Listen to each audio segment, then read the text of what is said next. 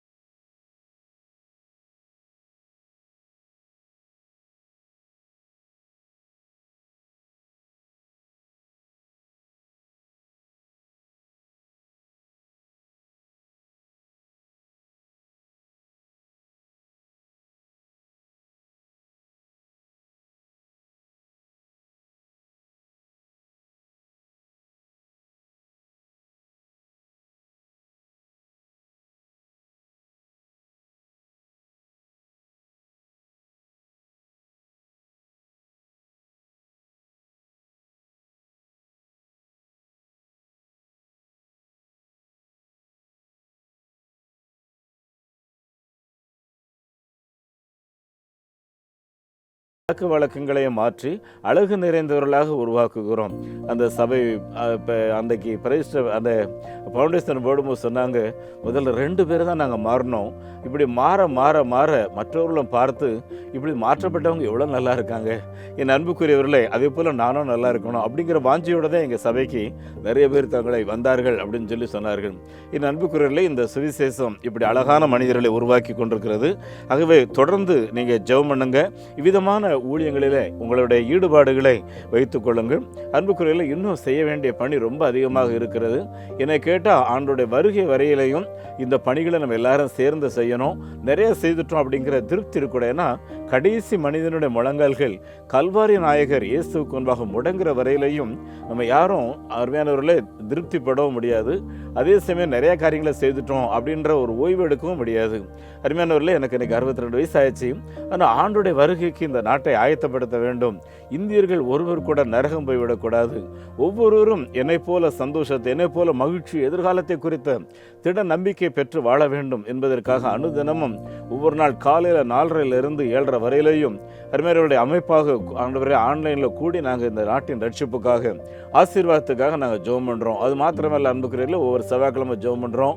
ஒவ்வொரு சனிக்கிழமையில் விமன்ஸாக, இளைஞர்களாக கூடி இப்படி தேவ சமூகத்தில் போராடி ஜெபம் பண்ணுறோம்.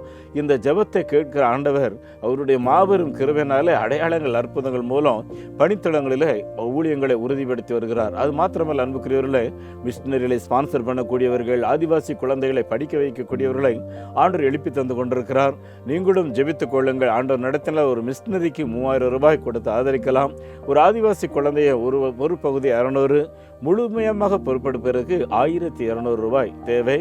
ஜெபித்துக் கொள்ளுங்கள். அது மாத்திரமல்ல, ஆலயங்கள் கட்டுவதற்கு அன்புக்குரியவர்களே பலர் முன் வந்து கொண்டிருக்கிறார்கள். நீங்களும் முன் வாருங்கள். உங்களுடைய இருதயத்தில் பல நேரங்கள் அதை குறித்து வாஞ்சியோடு யோசிக்கிறீங்க. விசுவாசத்தோட தீர்மானங்கள் ஆண்டவர் நிச்சயமாக உங்களை பலப்படுத்துவார். அன்புக்குரியவர்களே, நான் அடிக்கடி சொல்லக்கூடிய காரியங்கள்லாம் நம்முடைய முன்னோர்கள் சேர்த்து வைத்த சொத்தை நம்முடைய பிள்ளைகளுக்கு பிரிக்கும் போது அன்புக்குரியவர்களே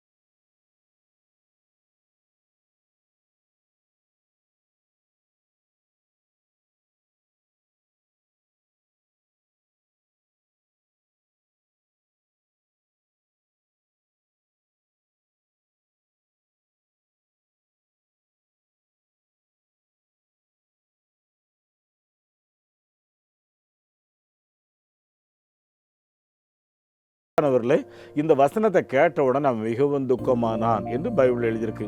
அப்படின்னா இயேசு பரதேசியே என் பின்னாடி வான்னு சொல்லி இந்த பைபிளில் யாரையுமே அவர் கூப்பிடவே இல்லை பார்த்துக்குங்க. அப்படின்னா என்ன, இந்த உலக பொருளை நீ வெறுத்து விடு அப்படின்றது தான் பார்த்துக்குங்க. அன்புக்குரியவர்களே, நான் ஒரு நாள் ட்ரெயினில் வந்துட்டு இருக்கும்போது என் கூட ஒரு மார்வாடி இருந்தான். அவனோட நான் கொஞ்சம் சத்தியத்தை பேசிக்கிட்டே வந்தேன். பேசிக்கிட்டே இருக்கும்போது என்ன சொன்னான், சார் நீங்களும் இருக்கிறீங்க, நாங்களும் இருக்கிறோம், நாங்கள் பணத்தை மதிக்கவே மாட்டோம். என்ன பண்ணுவோன்னா, வியாபாரிகிட்ட இருந்து பணத்தை வாங்கிட்டோம்னா அதில் என்ன பண்ணுவோம், எங்களுக்கு நல்லா தெரியும், அதில் 100 ரூபா கிடைக்கும் லாபம். அதை 100 ரூபாயில் இந்தா நீ வச்சுக்கோ 10 ரூபா அப்படின்னு சொல்லி எங்கள் சாமிக்கு தூக்கி போட்டுருவோம். தூக்கி போட்டுட்டு மீதியை தூக்கி நாங்கள் உட்காந்துருப்போம்ல, அதுக்கு கீழே வச்சு அதுக்கு மேலே தான் உட்காந்துருப்போம் அப்படிங்கிறோம். ஏன்னா இந்த பணம் எங்களை ஆண்டு விடக்கூடாது. எங்கள் கடவுளுக்கு கொடுத்துருவோம், அது வேறு விஷயம். ஆனால் இந்த பணம் எங்கள் தலையில் உட்காந்துடக்கூடாது அப்படின்னு நாங்கள் நினைப்போம் அப்படின்னு சொல்லி அவன்கிட்ட சொல்லிகிட்டே வந்தான். அதாவது உண்மைதானே இல்லையா? அன்புக்குரியவர்களே, எங்கள் ஊரை சேர்ந்த ஒருவர் ஒரு பெரிய இது கடலமிட்ட கம்பெனி, எனக்கு சொந்த ஊர் இந்த தூத்துக்குடி மாவட்டத்தில் வெள்ளாளம்லை. இப்போ அவங்க பேரெல்லாம் சொல்ல விரும்பலை. அருமையானவர்களே, கடலமிட்ட கம்பெனி வச்சாங்க, பயங்கர வியாபாரம். நிறைய வியாபாரிகள்லாம் பொருட்களை வாங்கிட்டு போவாங்க, விற்று கடைசியில் கொண்டு வந்து கொடுப்பாங்க. இந்த சனிக்கிழமை ஆச்சுன்னா அந்த பணத்து பக்கத்தில் உட்காந்துக்கிட்டு இவர் நல்லா தண்ணியை போட்டுட்டு கடைசியில் என்ன பண்ணுவார்னா, இந்த பணத்தை தூக்கி தன் தலைமையில் போட்டுக்கிட்டு அப்படியே சொல்லுவார், நான் உன்னை விட்டு விலகுவதும் இல்லை, உன்னை கைவிடுவதும் இல்லை அப்படின்ற மாதிரி சொல்லி சொல்லி தூக்கி தலையில் போட்டுக்குவார். அன்புக்குரியவர்களே, ஒரு காலகட்டத்துக்கு அப்புறம் அவருடைய குடியை பார்த்த அவருடைய வியாபாரிகள் சரியாக பணங்களை கட்டாதபடி கம்பெனி நஷ்டமாகி கடைசியில் கடன்காரராகி கடன்கள் அடைக்க முடியாமல் கூலி வேலைக்கு போனார். சரிதானா? அன்பானவர்கள், அவருக்கு இருந்த திறன்களுக்கு உயர்ந்த இடத்துக்கு வந்திருக்கலாம். ஆனால் அவர் கொடுத்தது அந்த பணத்து முக்கியத்துவம். அன்புக்குரியவர்களே, இன்றைக்கும் யாரெல்லாம் ரொம்ப பணத்தை நேசிக்கிறாங்களோ அது அவங்ககிட்ட ஒட்டவே ஒட்டாது. என்ன பண்ண தெரியுமா, தனக்கு சிறைகளை உண்டு பண்ணி கழுகை போல மேலே மேலே பறந்து போயிட்டே இருக்கும்னு சொல்லி. அதனால தான் பணத்துக்கு யாருமே முக்கியத்துவம் கொடுக்கும். அதுவும் இளைஞர்கள் பார்த்தீங்கன்னா இந்த வயசில் எப்படி நன்மை செய்யலாம், எப்படி தானம் பண்ணலாம், எப்படி மற்றவர்களுக்கு ஆசீர்வாதமாக இருக்கலாம், அம்மா அப்பா சந்தோஷப்படுத்தலாம், இதையே மறுபடியும் யோசித்தீங்கன்னு சொன்னால் அன்பானவர்களே, நீங்கள் பெரிய அச்சீவராக இருப்பீங்க பார்த்துங்க. மாறாக வெறும் பணத்துக்கு மாத்திரம் உங்களுடைய எண்ணங்களை வச்சிட்டிங்கன்னா மேலும் மேலும் தரித்திரராக மாறி விடுவீர்கள். இயேசுவினிடத்தில் மிகுந்த ஆஸ்தியுடையனாக அவன் துக்கமாக போனான் அப்படின்னு சொல்லி பைபிளில் எழுதியிருக்கு. நீங்கள் துக்கமுகமாக இருக்கக்கூடாது. இன்னொரு நடந்த சம்பவத்தை சொல்ல, நம்ம இந்தியாவில் பெரிய ஒரு சாஃப்ட்வேர் கம்பெனி, அவர் இன்றைக்கும் ஜெயிலில் தான் இருக்கார். ஏன்னா கள்ளக்கணக்கு எழுதினார் பார்த்துக்குங்க. அன்பானவர்களே, நிறைய கோர்ட் விசாரணை எல்லாத்துலேயுமே அவர் தொடர்ந்து மாற்றி மாற்றி புரட்டி பேசினாரே தவிர தன்னோட குற்றச்சாட்டுகளை ஒத்துக்கலை. ஏன்னா எல்லாமே ஷேர் மார்க்கெட்லேருந்து எல்லாமே அட்டுழியம் பண்ணி கடைசியில் பெரிய கோடீஸ்வரர் மாதிரி காட்டிக்கிட்டார். அருமையானவர்களே, ஒரு கிறிஸ்டியன் ஜட்ஜ் வந்தார். ஒரு நாள் அவர் அந்த சாஃப்ட்வேர் கம்பெனி முதலாளியோட எனக்கு விருந்து ஏற்பாடு பண்ணுங்க டிபன் அப்படின்னு சொல்லி 2 பேருக்குமே 2 இட்லி, ஒரு மெதுவடை, கொஞ்சம் கேசரி, ஒரு காஃபி, இவ்வளோதான் பார்த்துக்குங்க. அதுமாதிரி 2 பேரும் உட்காந்து சாப்பிட்ற அவர் சொல்கிறார், ஐயா நீங்கள் ஜட்ஜி உங்கள் முன்னாடி இல்லை தம்பி, இப்போ நான் ஜட்ஜி கிடையாது, உன்னோட ஃப்ரெண்டு, இப்போ நம்ம 2 பேரும் சாப்பிடுவோம் சீட்டில் உட்காந்தாதான். அதுமாதிரி சாப்பிடும்போது பார்த்தீங்கன்னா அவர் ஒரு இட்லி தான் சாப்பிட்றாரு. அப்புறம் அந்த கேசரியை சாப்பிடுங்கன்னா அதில் கொஞ்சம் தான் சாப்பிட்றாரு, மெதுவடை மட்டும் சாப்பிட்டாரு. சாப்பிட்டு முடிச்சு காஃபி குடிங்கன்னா, சார் இதில் சுகர் போட்டுருக்கோம், இல்லை பரவாயில்ல சாப்பிடுங்கன்னா கொஞ்சமாக சாப்பிட்றாரு. தம்பி இதுக்கு மேலே உங்களால் சாப்பிட முடியாதான்னு கேட்டால், முடியாது சார், இனி மன்னிச்சிங்க சார் அப்படின்னு அவர் சொன்னார். தம்பி ஒரு 2 இட்லி கூட சாப்பிட முடியலையே, இந்த கேசரியை முழுமையுமே சாப்பிட முடியலையே, அப்புறம் எதுக்கு தம்பி கள்ளக்கணக்கு எழுதி இப்படி ஜெயிலில் உட்காந்துருக்கீங்க? என் அன்பான வாலிப தம்பி தங்கச்சிமா, சற்று யோசித்து பாருங்க. ஒரு ஜான் வயிற்றுக்காக தான் நம்ம எல்லாருமே உழைக்கிறோம் பார்த்துங்க. சரியா? அப்படின்னா இந்த ஒரு ஜான் வயிற்றுக்காக பொய் பேசி கள்ளத்தனமாக, திருட்டுத்தனமாக, இல்லை கடத்தல் வியாபாரம் பண்ணி, போதைப் பொருள் வியாபாரம் பண்ணி, சாராய் வியாபாரம் பண்ணி சம்பாதிக்க வேண்டிய அவசியமே கிடையாது. அருமையான தேவனுடைய பிள்ளைகளை, இதை சற்று கவனியுங்க. உங்களுடைய சம்பாத்தியம் பிரயோஜனமாக இருக்கட்டும். அம்மா அப்பா, புதுசாக கல்யாணமான பிள்ளைங்க உங்கள்கிட்ட சொல்கிற உங்கள் கணவர் பொல்லாத பணங்கள், கள்ள பணங்களை வீட்டுக்கு கொண்டு வந்தால் தயவுசெய்து வேண்டான்னு சொல்லுங்கள், தூக்கி வெளியே போடுங்க, தேவையில்லை. அன்பானவர்களே, அது உங்கள் வீட்டில் இருந்தால் உங்களை சாபக்கேடான நிலையில் கொண்டு போயிடும் பார்த்துங்க. ஆகவே அருமையானவர்களே, அப்படிப்பட்ட லஞ்சங்கள் தயவுசெய்து கிறிஸ்தவர்கள் யாரும் லஞ்சம் வாங்காதீங்க. ஒருவேளை லஞ்சம் கொடுக்காமல் உங்களுக்கு ஒரு காரியம் நடக்க அது வேறு விஷயம், ஆனால் நீங்கள் தயவுசெய்து வாங்காதீங்க. ஆகவே என் அன்பானவர்களே, இதில் கவனமாக இருங்க. இந்த பணம் நம்ம எல்லா தீமைக்கும் வேறாக்கி விடும். அன்புக்குரியவர்களே, நான் எனக்கு ஒரு பழைய மோட்டார் சைக்கிள் ஒருத்தர் கிஃப்டாக கொடுத்தாரு. சரி, அதை கொஞ்சம் சரி பண்ணலான்னு சொல்லி போனால் ப்ராப்பராக பேப்பர் கிடையாது. சரின்ட்டு எல்லாம் கண்டுபிடிச்சி கடைசியில் ஒரு கிறிஸ்டியன் ஆட்டோ இருக்கார், அவர்கிட்ட சொன்னால் எல்லாம் சரியாயிரம் சொல்லவே கொண்டு கொடுத்தா. அவர் சொல்கிறாரு, இதுக்குன்னு டிரைவிங் லைசன்ஸ் இந்த ஏஜென்சி இருக்காங்க, அவங்ககிட்ட கொடுத்துருங்க பிரதர், அவங்க எல்லாத்தையும் உங்களுக்கு கரெக்ட் பண்ணி கொடுத்துருவாங்க அப்படின்னாரு. என் அன்புக்குரியவர்களே, கடைசியாக எனக்கு தெரிஞ்ச இன்னொரு கிறிஸ்டியன் ஆர்டிஓ மூலமாக அந்த பேப்பரை ஒரு பைசா செலவு இல்லாமல் எல்லாமே க்ளீன் பண்ணுறதுக்கு ஆண்டவர் உதவி செய்தார். எது சொல்ல வரேன்னா, அன்பானவர்களே, ரிஸ்க் எடுக்கிறதுக்கு ஒவ்வொரு கிறிஸ்தவ அதிகாரிகளுடைய கடமை. நல்லது செய்கிறதுக்கு முடிஞ்சால் செய்யலாமே. இல்லை, ஒரு ஒரு ஒரு ஒரு ஒரு டிரைவிங் லைசன்ஸ் ஏஜென்சி செய்வான், ஆனால் ஒரு ஆர்டிஓவால் செய்ய முடியாதுன்றது ஏற்புடையதே அல்ல. ஆகவே அன்புக்குரியவர்களே, இதில் நான் மிகவும் கவனமாக இருந்து நம்மளால் ஏன்ற நன்மைகளை எல்லாருக்கும் நம்முடைய அதிகாரத்தில் நம்முடைய பொறுப்பில் நம்ம செய்வோம். அது நமக்கு ஆசீர்வாதம். அன்புக்குரியவர்களே, ஒரு வீட்டுக்கு காணிக்கையாக போயிருக்கும்போது ஒரு ஹாஸ்டல் கட்டுறதுக்காக போயிருந்தேன். உடனே அவங்க கொஞ்சம் காணிக்கை கொடுத்தாங்க. கொடுத்துட்டு என்ன சொன்னால், தம்பி 5ஆம் தேதிக்கு மேலே வாங்க, நான் இன்னொரு நல்ல அமௌண்ட்டு தரேன், நீங்கள் நல்ல காரியங்கள் செய்கிறீங்க, உங்களுக்கு நான் கொடுக்கணும். நான் உடனே கேட்டேன், இப்போ ஃபஸ்ட்டு 1ஆம் தேதி இந்த 1லேருந்து 10 வரை தான் நீங்கள் சம்பளம் வாங்கியிருப்பீங்க, கொஞ்சம் கையில் இருக்கும். இந்த 5ஆம் தேதி எப்படி உங்கள் கையில் பணம் வரேன்னா, நான் அந்த செக் போஸ்ட்டு போயிட்டு வந்துடுவேன், அதன் பின்பு உங்களுக்கு கொஞ்சம் கூட்டி தரேன்னார். நான் சொன்னேன், தயவுசெய்து இவ்விதமான பணங்களை ஊழியத்தை கொடுக்காதீங்க, அதை நீங்களே வச்சுக்கோங்க, இப்போ கொடுத்துருக்கீங்களா அது போதும் அப்படின்னு சொல்லி சந்தோஷமாக ஜோம். ஒருவேளை அவருக்கு துக்கமுகமாக இருந்திருக்கலாம், என்றால் அது எனக்கு வருத்தம் கிடையாது. அன்புக்குரிய தேவனுடைய பிள்ளைகளை, கள்ளப்பணங்கள், லஞ்ச பணங்கள் ஊழியத்தும் கொடுக்காதீங்க, வீட்டுக்குள்ளே வைக்காதீங்க, ரோட்டில் எங்கேயாவது தூக்கி போடுங்க. சரியா? ஆண்டவருடைய ஆசீர்வாதம் நம்ம வீட்டில் தங்கியிருக்கோம். அன்புக்குரியல, இப்படி ஒவ்வொரு காரியத்தையும் நீங்கள் கடவுளுக்கு மகிமையாக நீங்கள் செய்தீங்கன்னு சொன்னால் ஒரு பெரிய ஆசீர்வாதமாக இருக்கும். தாவீது பாருங்கள், அவருடைய நாட்டுக்கும் அவருடைய அரசருக்கும் அவருடைய தேசத்தையுமே ஒருத்தர் அவமானப்படுத்திக்கிட்டு இருக்கிறான் இல்லையா, கேவலமாக பேசுகிறான். ஒரு ஆள், ஒரு பெரிய இஸ்ரவேல் நாடு, ஒரு பெரிய அரசர், அது மாத்திரம் இல்லை, படை வீரனுடைய சொந்த அண்ணன் 6 பேர் அங்கே வந்து நின்றுட்டு இருக்கிறான். அவ்வளோ பேர் முன்னால் அலட்சியமாக இலக்காரமாக பேசுகிறான். அருமையானவர்களே, இந்த தாவீதால் சகிக்க முடியவில்லை. காரணம் என்ன? இந்த தேவனை நிந்திக்கிறதுக்கு ஏமாத்திரம். உங்கள் குடும்பத்தில் ஒருவேளை கஷ்டம் இருக்கலாம், வறுமை இருக்கலாம் பார்த்துக்குங்க. ஆனால் நீங்கள் பிறந்த இடம் மோசமான இடம் கிடையாது, உங்கள் அம்மா அப்பா மோசமானவங்க கிடையாது. அவங்க சூழ்நிலையில் அவங்க உங்களை பெற்றெடுத்திருக்காங்க, கவலைப்படாதீங்க. ஈசா கோண்ட்லர் அப்படின்றவர், அருமையானவர்களே, அவங்க வீட்டில் மொத்தம் 9 பேர் பெற்று, 9வது கடைசி ஆள். அவங்க அப்பா ஒரு சின்ன மளிகை கடை, சாமுவேல் அவர் பேர். ஒவ்வொரு நாளும் காலையிலேருந்து அவர் உழைச்சி கொஞ்சம் வீட்டில் கொண்டு வந்து பொருளை கொடுப்பாரு. அதை சமைச்சு அந்த அம்மா அந்த பிள்ளைகளுக்கு கொடுப்பாங்க. முழங்கால அடுப்பாங்கரையில் நின்று தன் தாய் ஜோம் பண்ண. ஒரு நாள் இந்த ஈசா அவங்க அம்மா ஜோம் பண்ணுறதை பார்க்குறாரு. எங்கள் அம்மா ஏசப்பாட்ட ஜோம் பண்ணுறாங்க, அவர்கிட்ட எவ்வளோ பொக்கிஷம் இருக்குது, நிச்சயமாக என் மூலமாக இந்த குடும்பத்தில் இருக்கிற வறுமையை மாற்றுவார், தரித்திர நிலைமையை மாற்றுவார்னு சொல்லி ஒரு சேலஞ்ச் பண்ணுறாரு. சேலஞ்ச் பண்ணிவிட்டு பள்ளிக்கூடத்துக்கு போயிட்டு வந்த உடனே பக்கத்தில் இருந்த ஒரு டாக்டர்கிட்ட போய், டாக்டர், நான் இவ்வளோ நேரத்துக்கு வந்துடுவேன், எனக்கு நீங்கள் கிளினிக்கில் கொஞ்சம் வேலை கொடுத்தீங்கன்னா நான் அந்த வேலையை உங்களுக்கு செய்வேன் அப்படின்னு சொல்லி அந்த கிளினிக்கில் ஒரு அட்டெண்டர் பாயாக தான் சேர்றார் ஈசா கோண்ட்லர். அருமையானவர்களே, அந்த கிளினிக்கில் சேர்ந்து வர்ற போகிறவங்களுக்கு மருந்து மாத்திரை எடுத்து கொடுக்குறாரு. அந்த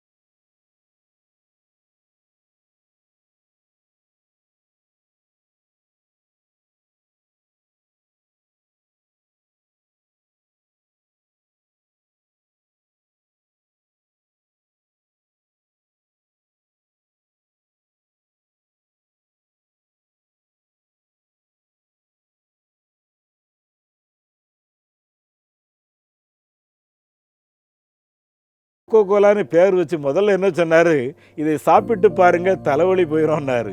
அப்புறம் என்ன சொன்னார், உங்கள் மனச்சோர்வு போயிடும் அப்படின்னாரு. அதுக்கப்புறம் என்ன விளம்பரம் பண்ணாருன்னா, இதை ஒவ்வொருத்தரும் சாப்பிட்டு பாருங்கள், உங்கள் வாழ்க்கையில் ஒரு பெரிய புத்துணர்ச்சி மாத்திரமில்லை, உங்களுடைய பழைய கெட்ட பழக்க வழக்கத்தெல்லாம் விடுதலை கிடைக்கும் அப்படின்னாரு. இதன் விளைவு பார்த்தீங்க அப்படின்னா, உலக அளவில் வியாபாரம் 90% கடவுளுடைய ஊழியத்துக்கு, அது மாத்திரமல்ல அவருடைய சொந்த குடும்பம் உயர்ந்த நிலைக்கு சென்றது. ஒருவேளை ஒரு காலத்தில் வறுமை, என் அன்புக்குள்ள இதே மாதிரி தான் ஒரு சின்ன டெக்னிக்கை பயன்படுத்தி எப்படி தாவீது தன் குடும்பத்துக்கு சேமத்தை கொடுத்தாரோ, அருமையானவர்களே, உங்கள் எல்லார் கையில் இருக்கிற திறன்களை பயன்படுத்தி உங்கள் குடும்பத்தில் இருக்கிற வறுமை மாத்திரமல்ல, உங்கள் நாட்டுக்கே நீங்கள் ஆசீர்வாதமாக மாற முடியும். பார்த்துங்க, அப்படிப்பட்ட பாக்கியத்தை ஆண்டவர் உங்களுக்கு தரணும். இன்னொரு சம்பவத்தை சொல்கிறேன் பாருங்க. அருமையானவர்களே, இஸ்ரவேல் நாடு காலமெல்லாம் உலகமெங்கிலையும் சிதறப்பட்டது இல்லையா? 1947 வரைக்கும் 48 வரைக்கும் அவர்களுக்கு சொந்த நாடே கிடையாது. பரதேசிகளாக சுற்றி கொண்டிருக்கிறார்கள். அருமையானவர்களே, 2ஆம் உலகப்போர் முடியுது இல்லையா? 2ஆம் உலகப்போர் முடிந்து பின்பு அருமையானவர்களே, அதற்கு முக்கிய காரணமாக இருந்தவர் அருமையானவர்களே ஜான் வைஸ்மேன் அப்படின்ற ஒரு யூதன். பார்த்துக்குங்க அருமையானவர்கள், அவன் தான் நிறைய டெக்னாலஜி அன்றைக்கு இருந்த பிரிட்டிஷ் கவர்மெண்ட் கொடுத்து அதை பயன்படுத்துகிறார்கள். எளிதாக அன்றைக்கு இருந்த ஹிட்லரையும் அவனுடைய படை வீரர்களையும் எல்லாவற்றையும் ஜெயித்து உலக நாடுகளுக்கு விடுதலை கடைசியாக பிரிட்டிஷ் பாராளுமன்றம் நமக்கு இவ்வளவு டெக்னாலஜி கொடுத்த அந்த ஜான் வைஸ்மேனை கூப்பிட்டு அவனுக்கு கொஞ்சம் ஒரு கௌரவம் கொடுப்பவன் அப்படின்னு சொல்லி பார்லிமெண்ட்டுக்கு கூப்பிட்டு அவன் என்ன சொல்கிறான், எனக்கு கௌரவம்னு ஒன்று வேண்டாம், எனக்கு கௌரவம்னு ஒன்று கொடுப்பீங்கன்னா எங்களுக்கு யூதர்களுக்கு என்று ஒரு நாட்டை உருவாக்கி தாருங்கள். அது வரைக்கும் உலக வர நாடுகளில் அந்த வரைபடத்தில் இஸ்ரேல் நாடே கிடையாதுங்க. அருமையானவர்களே, இயேசுநாதர் சிலுவையில் அறைய விடும்போது இவனுடைய இரத்தப்பழி என் மேலே எங்கள் குடும்பத்தின் மேலே பிள்ளைகள் மேலே வரக்கூடாது. நாங்களே கிட்டத்தட்ட 2000 வருஷம் உலகமெங்கிலேயும் இந்த மக்கள் சிதறடிக்கப்பட்டு ஒரு நாடற்ற அனாதைகளாக இருந்தார்கள். அன்புக்குரியவர்களே, இந்த ஒரு மனுஷனுடைய அந்த வேண்டுகோள் மூலம் மறுபடியும் ஒரு நாடு உருவாக்கப்பட்டது. என் அன்பான தேவனுடைய பிள்ளைகளே, ஒருவேளை உங்கள் கையில் தேவன் கொடுத்திருக்கிற டெக்னிக்கை பயன்படுத்திங்கன்னா உங்கள் குடும்பத்தில் இருக்கிற வறுமைகள், உங்கள் குடும்பத்தில் இருக்கிற அவமானங்கள், உங்களுடைய நாட்டில் இருக்கிற எல்லா விதமான சாபக்கேடான காரியங்களும் சரியாக மாறிவிடும். அன்பானவர்களே, இப்படிப்பட்ட பாக்கியத்தை ஆண்டவர் உங்கள் எல்லாருக்கும் தருணம். பார்த்துக்குங்க அருமையானவர்களே, நம்முடைய வேத புஸ்தகத்தில் அருமையானவர்களே, இதே போல அவமானப்படுத்தப்பட்ட நிலையில தான் தானியேல், ஷாத்ராக், மேஷாக், ஆபேத்நேகோ போன்றவர்கள் நாடு கடத்தப்பட்டு கடைசியில் கடத்தப்பட்ட இடத்துல சகல சாஸ்திரங்களும் வழிபாட்டு முறைகளை கற்றுக்கொள்ள வேண்டிய நிர்பந்தம் எல்லாவற்றையும் கற்றுக்கொள்ளுகிறார். என்றாலும் இருதயத்துக்குள்ள மாத்திர ஒரு எண்ணங்கள் என்ன இருந்துச்சுன்னா, எங்கள் ஆண்டவர் ஒருவரே தேவன், அவருக்கு விருப்பமில்லாத எந்த காரியத்தை நாங்கள் செய்ய முடியாது. குறிப்பாக அந்த அரசர் சாப்பிடக்கூடிய போஜனம் இருக்குது பார்த்தீங்களா, அதனால எங்களை தீட்டுப்படுத்த முடியாது. என் அன்பானவர்களே, நிறைய வாலிபர்களை இன்றைக்கு தீட்டுப்படுத்துகிறதே போஜனம். பார்த்துக்குங்க. ஆகவே அன்பானவர்களே, இந்த உணவு போஜனத்தை குறித்து மிகவும் எச்சரிக்கையாக இருங்க. சரியா, ஒரு பார்ட்டிக்கு போறீங்க, தவிர்க்க முடியாது, ஃப்ரெண்ட்ஸோட போக வேண்டிய. ஆனால் ஒரு குளிர்பானம்னு சொல்லி தான் கொடுப்பாங்க. பார்த்துக்குங்க, அதில் கூட சில நேரங்களில் போதையை கலந்து கொடுத்துட்றாங்க. மாலதி ஒரு நல்ல குடும்பத்தில் பிறந்த ஒரு அழகான பிள்ளை. அருமையானவர்களே, டெய்லி அவள் காலேஜுக்கு போயிட்டு வரும்போது அவள் கூட ஒரு பிள்ளை வருவா. அவளும் ஒரு நாள் நல்லா எல்லாமே ஃபெலோஷிப்பில் தான் இருந்தாங்க. ஒரு நாள் எனக்கு பர்த்டே நீ கட்டாயம் இன்னைக்கு வரணும், நம்ம 2 பேரும் இவ்வளோ ஃப்ரெண்ட்ஸாக பழகிட்டோமோன்னு சொல்லி ரொம்ப வலியுறுத்தி கூப்பிட்டதுனால அவங்க அம்மா அப்பாவும் அருமையானவர்களே அந்த பிள்ளைய போயிட்டு வாங்குறாங்க.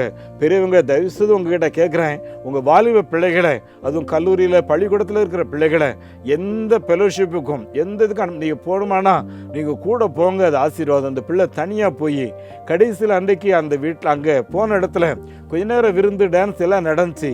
அதுலேயே அந்த பிள்ளைக்கு போதைப் பொருளை கொடுத்து அங்கே இருந்த எல்லா இளைஞர்களும் அந்த பிள்ளையை சீரழித்து அடுத்த நாள் அந்த வீட்டு வாசலில் கொண்டு விட்டு போகும்போது அவர் நடந்து வர்றதை பார்த்தோன்னே அவங்க அக்காக்காரி பார்த்துட்டு அந்த பிள்ளைக்கு எதுவும் நடந்திருக்கு கேட்டால் சொல்ல மாட்டேங்கிறா. கடைசியில் மருத்துவர்களோட கூட்டு போன மருத்துவர்கள் கண்டுபிடிச்சிட்டாங்க.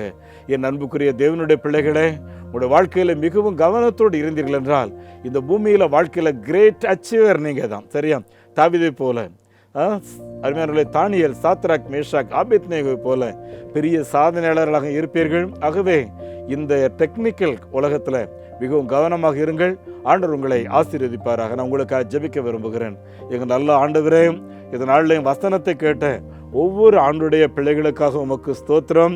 இந்த வசனங்களை கேட்ட உங்களுடைய பிள்ளைகளுடைய உள்ளங்களிலே இவைகள் 30, 60, 100 பலன் கொடுக்கட்டும். ஆண்டவரே, ஆண்டவரே, எங்களுடைய பிள்ளைகள் சிறந்த ஞானவான்களாக, புத்திசாலிகளாக, சாதனையாளர்களாக, குடும்பங்களில் இருக்கிற தரித்திர நிலைகளை போக்குறவர்களாக, தேசத்தில் இருக்கிற சேலஞ்சஸை சந்திக்கிறவர்களாக எழும்பும்படி ஆண்டவரே நீர் உதவி செய்யும். என்னுடைய பிள்ளைகள் எந்த நிறுவனத்தில் இருந்தாலும் அந்த நிறுவனம் எதிர்பார்க்கிற காரியங்களை செய்யக்கூடிய திறன்களை எங்களுடைய பிள்ளைகளுக்குள்ளாக நீர் வைக்கும்படி ஜெபிக்கிறோம்.